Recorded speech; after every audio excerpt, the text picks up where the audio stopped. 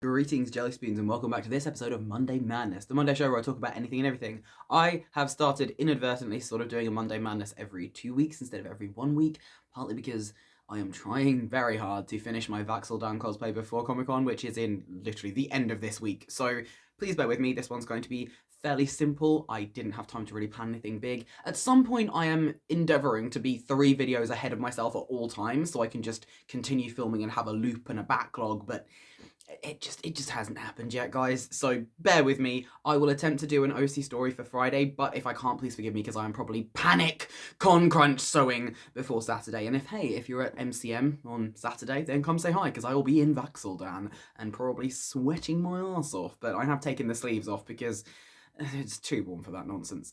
Anyway, so this week's episode of Monday Madness is a fairly simple one, but one I did promise to do a very long time ago, and I completely forgot. So, as a lot of you might know, I have written a lot of things. I've written some of it here on this channel. I've shared a lot of it with you. There is a podcast I've written that is fully cast and recorded, and it is currently being edited just very slowly because, well, I'm me. And I've also written a bunch of stuff for Archive Our Own. I've done fanfiction. There's a book in progress too, technically. Anyway, basically I write a lot. I've DM'd, I've run campaigns, I do stories. Storytelling is kind of my thing, as well as, dressing up and making costumes and all of this wonderful chaotic stuff. But today, instead of making up an improvised story, which I do quite a lot, instead I am going to be reading to you a 3-chapter short story, which is up on my Archive of Our Own account, and if I have time, I will make you some art to go with it, but if I didn't have time, I am very, very sorry. You will just have to look at me and maybe a few pictures of the cosplays I did of these characters a very long time ago.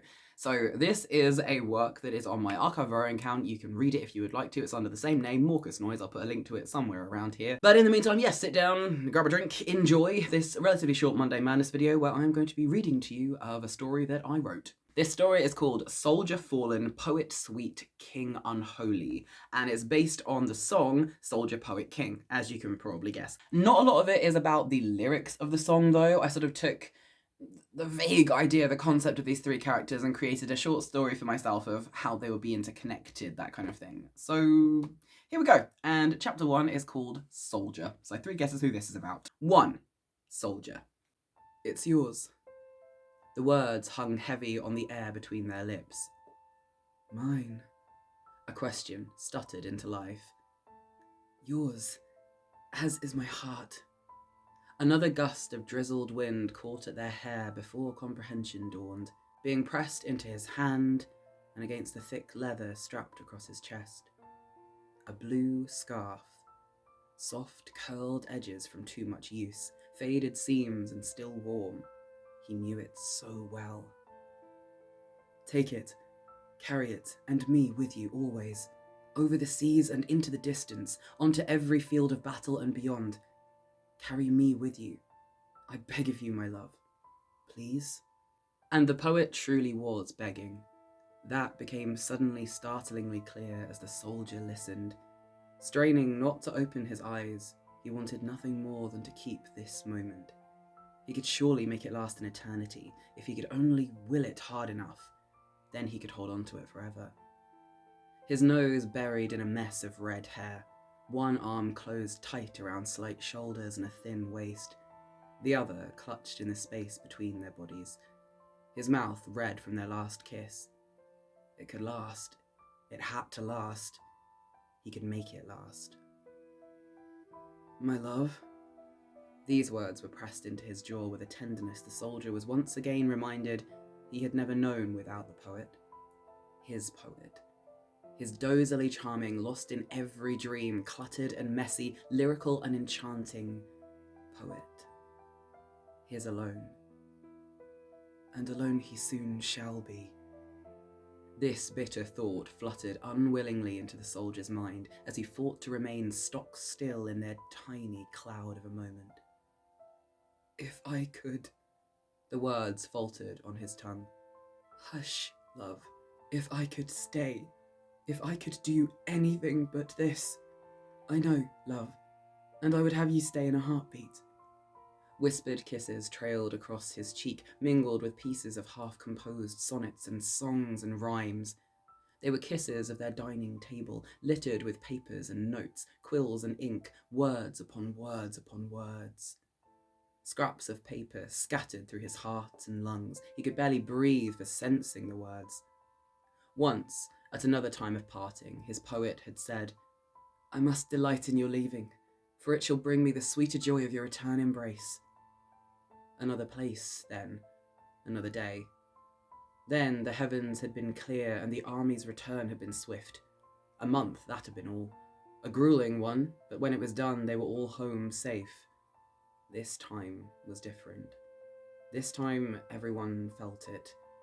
This time, there may well be no coming back. "Do not cry, my love." A soft cotton sleeve crushed the damp at his lashes. "You are crying too," he sniffed in retort, blinking back another wash of tears as he let his gaze settle on the man in his arms. I know, I am sorry." The sleeve moved from one face to the other, uselessly dabbing at their eyes. "I'm missing you already, and you're not even gone." Something jolted the soldier's insides, plummeting with the weight of it all. He missed him too. It was creeping through him like a chill. Nothing was safe anymore, nothing was well, and all he could do was hold on for the last few precious moments before a horn sounded, deep and hollow. Movement broke out all around the pair, trampling footfalls and shouting calls. The soldier gripped on tighter. "Stay safe for me, whatever may come. Stay safe. We will hold it back for as long as we can, but..." The unspoken was the loudest part. What they both knew and what they both dared not face. Desperate hands held onto his own. "Bring me a miracle." Emerald eyes pleaded up at him. "Run if you have to, I don't care. Just come back. Just come back." There was nothing he could say to that. The want, the need, the will for it to come true. But the knowing it could not. The lines were forming, sword at their backs and steel in their hearts. "Do not make me tell you to go," the poet whispered, and his hand moved to smooth through the long braid of pale hair. "For I could never do it. I would keep you here until the very last man had vanished over the horizon, and still then I would never let you move. I would have us both be hanged as traitors before I would ever utter the words that condemn you, my love. Do not make me do it." The tide of warriors was marching. Row upon row stepped silently out of the city gates, and still the soldier stood. "I am with you, always," he promised, though it took every ounce of him to speak. "And I with you." His poet traced the swirled letters inked down the soldier's cheek. "Loved protector." One last long look, sealed with a slow, somber kiss that settled itself, rooted in their veins. Without another word, the soldier let go and stepped back, falling into line and walking out into the sunrise. As he entered onto the battlefield, the soldier tied the blue scarf around the hilt of his blade. When he fell, hours later, in the dust and the dirt, it dropped at his side, blue stained red. There was no miracle. The soldier did not come home. You guys know me. You were fully aware this was not going to be cheerful, weren't you? Moving on then, chapter 2. 2. Poet. The entire army was out of sight in less than 20 minutes, swallowed whole by the mist lingering through the forest beyond the gates. The city was not a vast one, but as dawn pressed relentlessly on into midday, it was as though every inhabitant left behind were holding their breath, waiting for the inevitable. The inn was dim and quiet as the streets. Worn boots trod the boards as the poet crossed to a small stage. He lingered for a moment by the loot he had abandoned in the corner the previous night. There'd been no time for anything once the door had opened and his soldier had walked in. It was so late, and he'd been so tired. Gold hair bathed in moonlight and hot off the heels of a terrible day. One look exchanged between them, and both had known that fate had played its final card. They had one night, and that was all. All the warning they got, all the time they scrounged, all and nothing. But they took it. By the gods did they take that one night. The poet's fingers itched to play, to pluck the strings and cast a merry spell through song. But he couldn't. He could not even kneel to pick up the instrument. In the corner it sat, and in the corner it remained. Instead, he stood watching the bar. A smattering of patrons sat and leaned, nursing their drinks in a quiet stupor. But mostly, the inn was empty. The fire spat a few disgruntled sparks onto the hearth. It had all begun right here, in this very inn, on this very stage. The place had hardly changed a jot, though the world around it had fallen to despair. It had only taken 5 years. God, could that truly be all? 5 years for the mighty to dissolve into... The poet shook his head. He would not think on that now. His heart filled with sweeter memories, and he was determined to relive them all, each, over and over, revelling in them until his final breath. But the bad seemed interwoven with the good now, even their first meeting. In this very inn, on this very stage, he had stood, prancing and reciting, dancing and delighting, if he did say so himself. It had been just like any other day. The gathered crowd, the sloshing ale, everything as it always had been. And unto its bog-strewn flesh there tore flame, ripe as a harpoon sky, snatched and screaming, our hero, long in memory, a shadow stood, reared and wept before the fell beast.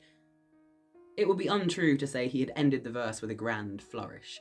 That was usually his wont, and the applauding audience were expecting it, but it had never come that afternoon. Instead, a blast of sweltering summer air had barged through the inn as the little door had been swept near off its hinges. Through it had traipsed a dozen figures clad in armour, each with long, pointed ears. The entire inn had stared, most curious, some uncertain, as an army of elves made their way to a handful of tables and took up seats. Of course, the city had been expecting them, but that did little to calm the swell of their arrival. The king had been sending for reinforcements left and right. Any country with which theirs held an alliance had been called upon for aid. War was coming, they all knew it. It didn't take long for the hustle and bustle of chatter to break out again. The poet hopped down off the stage and headed over to join the small gathering of people approaching the tables where the elves were sat. He was waylaid a few times by a couple wishing him congratulations on a great performance, and more than once he blew kisses to particularly coy fans. By the time he reached the throng, conversation was in full flow. The captain of the elven army, a tall woman with long, dark curls and a steely stare, was answering questions while organising food and drinks. They had been travelling for weeks, the poet discovered, and would be taking up residence in the city until further notice. That was all the poet could remember, though, because everything had changed once he slid his way through to the front and came face to face with, "My apologies." And there he was, the most beautiful person the poet had ever laid eyes on. The soldier lifted his boot from the poet's toes, then knelt at once to brush the smudge he had caused away. Long, pale, gold hair hung in a loose braid slung gently over one shoulder as the elf looked up. "You have an entire night sky in your eyes." The soldier blinked. "I do not know if this is a compliment or... No, I mean, yes, of course it is." The poet should have offered the elf a hand up, but instead he too knelt for a closer look. "I've never met any of your kind before," he breathed, watching tiny dancing lights skim around deep irises. "Nor I yours," the soldier replied. "Do you all stare this much?" "We do, yes," the poet grinned. "Call it human curiosity. We're an inquisitive bunch, especially when a horde of wondrous creatures enter our lands." "And I am a wondrous creature, am I?" "I should say so." A strand of gold hair was slowly making its way down the soldier's face. It stopped at the top of his cheekbone, lingering atop a series of inked black letters which the poet could not read. "Perhaps you would not mind showing this wondrous creature a slightly smaller, less rowdy inn?" They were still kneeling before each other on the floor. "Of course I can, absolutely," the poet nodded. "Though if you are a solitary wonder, you ought to know it's rare to find a pub, tavern or inn here which is not at some point or other rowdy, especially when I'm performing." "Ah, so I have you to blame for the swarm as we entered then?" "I'll take that blame happily. I rather like being adored by my fans." "Am I to expect an entourage everywhere we go then?" "Well, that depends." "On?" The soldier rose as he spoke, reaching to adjust the large sword strapped across his back, and inclining a gloved hand to the poet. The poet took the hand and got to his feet. All the while, a soft smile played at his lips. It depends on how much time you're planning to spend in my company. What does it mean? Protector. The soldier brushed a kiss to the poet's finger as it traced the swirled script inked along his jawbone. It is a name I chose when I joined the Elven Guard. Many choose to take on new names as a vow of who they wish to become. And you wish to protect. I do. The poet nodded, reaching to sweep the long sheaf of hair into his hands. As he began to weave the strands together, pausing to add flower blossoms and long, thin leaves, he asked, What about for yourself? For myself? Starry eyes were drifting closed. You wish to protect? That's honourable. A life well spent, to be sure. But how would you have the world treat you? You protect. What should we do in return? A calm settled over the glade. Wind crept through the willows. A flock of birds cawed in their nests. I have not thought of this before, the soldier admitted slowly. He leaned back into the poet's chest, seeming thrown into contemplation, while the braid continued to take shape. Well, take some time on it. The poet kissed his forehead. Come back to me any time with your answer. I can wait, albeit very curiously. A chuckle was all that followed. I am in the utmost deepest of love with you. Emerald eyes flew open. You are what? The soldier shrugged off the blankets from his shoulders and leaned up on one elbow to smile.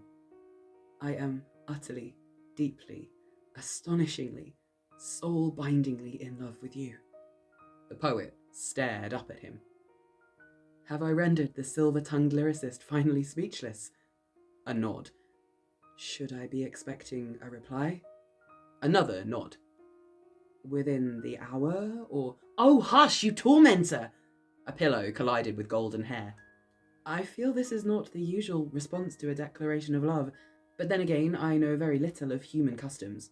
No, it's not! Another pillow sailed past the soldier's elbow. Would you like to think about it? No! What would you like? I would like to be able to think of something, anything to say to you that may attempt to be even half as beautiful as what you just told me. Oh. Yes, oh! So, you are in love with me also, then? Of course I'm in love with you. You are stars and honey and cool grass and hot wine and spiced incense and gentle kisses and harsh kisses, and by the gods, when we fuck, you're a dream. You're a passion and drive and care and devotion and loyalty and stability and excitement and so much more I can not even think. Draw a breath, love. The soldier took his hand. The poet poked his tongue towards the elf but settled into his embrace. I'm in love with you, he said simply. I am your beloved one. You are? Then there is a very special place I must take you. It is called, in your tongue, a seeing glass. It will reflect an image of what truly is. The poet ran a delicate touch across the figures, images, and scenes carved in the tall wooden frame. And through looking, we will know whether this is real or a swept-up giddyment. Is it supposed to be blank? Yes. The glass will only reflect once asked for a truth. A strong hand clasped the poet's. Are you prepared to know the answer? I hope so. I just may love you either way. The soldier sighed. I fear I may do the same. But if this is not as we hoped it would be, I shall not abandon you. Perhaps distance myself for a time. But I could not depart from your side in any hurry. So if it tells us we're not destined to be, you'd still walk with me all the hundreds of miles home then? Of course. It would be the very least I could do for stealing so much of your precious mortal life. I don't know what to say to that. Say nothing, love. Only look. And so, they looked. They had stood together, mere wisps at the foot of an ancient knotted tree, and they stared into the glass nestled in its trunk. And they had waited. Oh. Well then. I feel I ought to have something inked on my body too. Your mark left on me as mine is on you. The soldier squeezed the poet's hand, eyes still closed, while another elf worked careful swirling letters into his skin.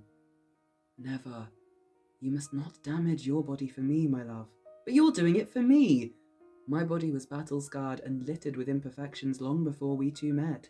I would not have you damage yours. I know your love for me. You demonstrate it to me every day and night. I do not require such symbolic gestures. Yet you give me one, inked on your face forever. The process complete, the soldier thanked the other elf and rose. You asked me once how I would have the world treat me. I protect the lands and the people, but what would I have from you in return? I remember. I have, at last, my answer to give you, and I choose to wear it alongside my vow to protect, because they are as equals in my heart. This new one, it means loved, yes? It does. The poet touched the reddened skin, tracing a line just beneath the fresh ink, from jaw to pale gold hairline. Then the world shall know you are a protector, and you're loved. It might have lasted a lifetime, but they did not have one.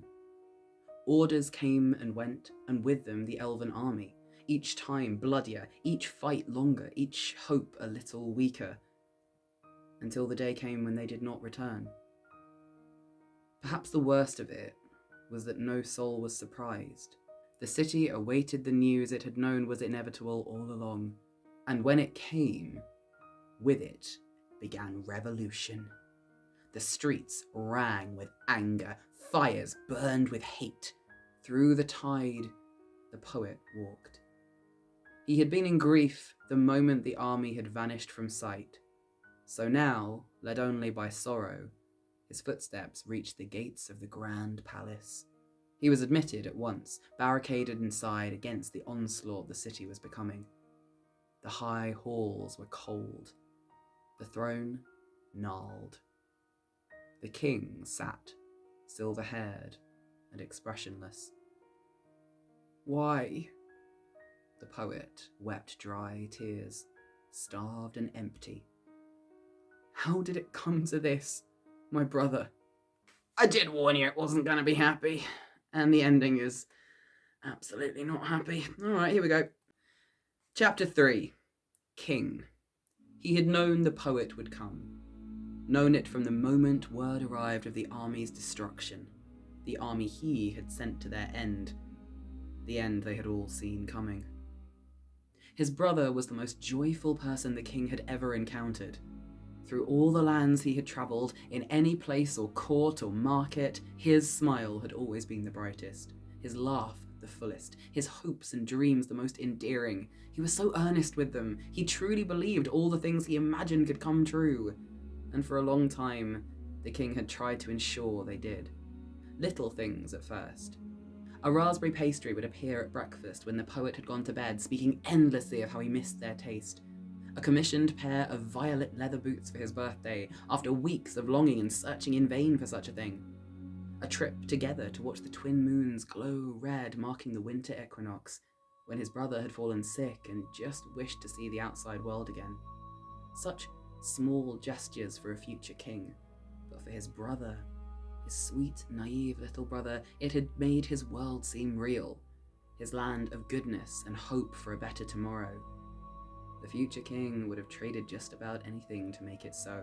But alas, the future king resided in a realer world. A harsh, uninviting world, filled with schemes and power and a seemingly incomparable network of long ago begun conflict and hate. Their father had left him stranded. It pained him to even think it, but the bare facts of the matter were these. Their father had ruled with a well-crafted persona, had allowed his desire to be admired overrule any sense, and then drunk himself into an early grave. He had been mourned for months. The entire kingdom adored the jovial ruler, and then in his wake had come the eldest legitimate prince. Solemn and scared, untrained and alone, a mere boy, surrounded by advisors clamoring to be heard the loudest, buried in expired alliances and treaties and mess. A mess their father had left to them. His blood in their veins, a sure, binding contract. The the blood that seethed and soared with every ambassador who turned down offers of peace, with each unanswered letter, with all the talk that brought them ever closer to war. The new king could not even proclaim that he had tried his best. He had no idea what his best could even look like. All he did to rectify one problem brought disaster somewhere else. Their land was running out of coin and time. He could not buy allies. He could not wipe away the decades of neglect his father had wrought. What, then, was left? What was left, was this. Red hair fell in a wave of tears as the poet dropped to his knees beside the throne. My brother. The king could not bear it. He wanted more than anything to take his sibling into his arms and spin him in a wheel above his head until he giggled and made the sun shine even brighter. But the brother knelt at his feet was no longer a child. His brother was a man now, a man with nothing left, and there was no way to comfort him. I do not understand. His brother was speaking, faint and miserable, into his hands. The king wanted to reach for him. I am sorry. But it was only words. They could not bring back the dead. Tell me there was a reason. Emerald eyes were sparkling wet. The plea so breathtakingly earnest it made the king ache.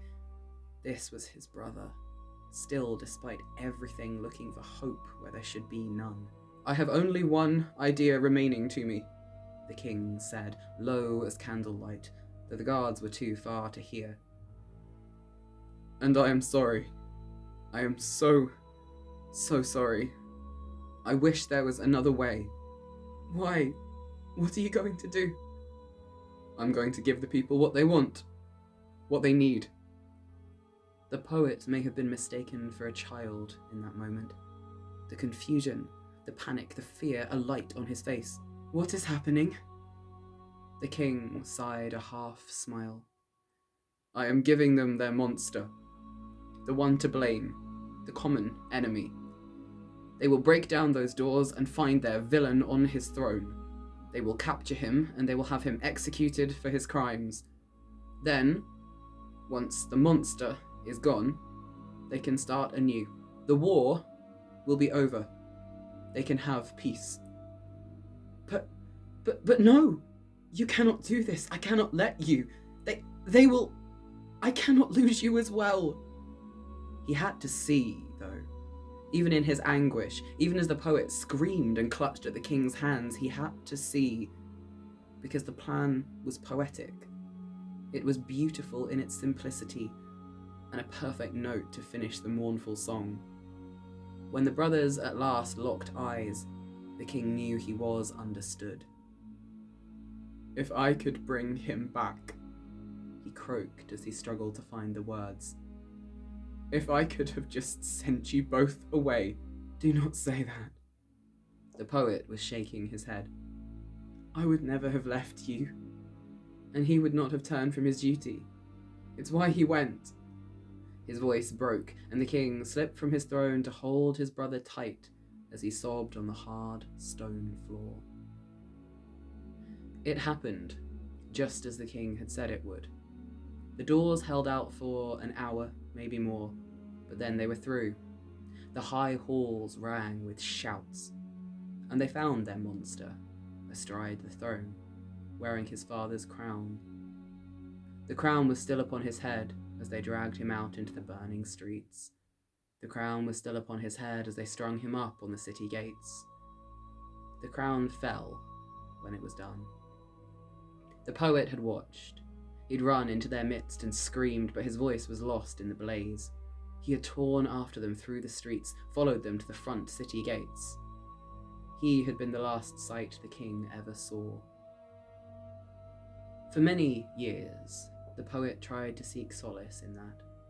His brother had not been alone at the end of it all, and it had served for a while. The kingdom had cried out in relief, and the poet had let them. The date became an annual celebration, and the poet let them have it. Rebuilding took time and careful work, but they managed. Slowly, gradually, The kingdom gained allies, and a sheltered peace took the place of the old life. He chose poison in the end. When he had written it all down, made sure every last detail was there, inked and perfect and bound in a sealed scroll, then sent far away to a tower in the wilds, where the ancient scholars would file it away with the rest of history.